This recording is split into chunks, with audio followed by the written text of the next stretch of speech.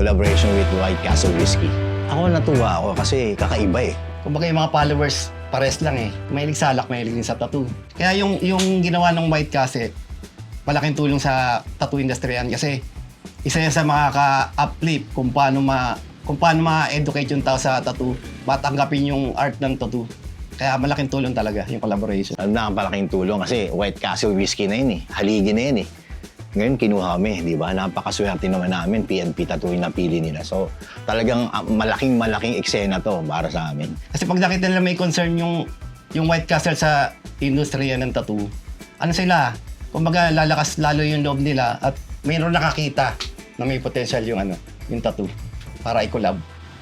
Ako si Mike Sambahon, tattoo artist ng PNP Tattoo.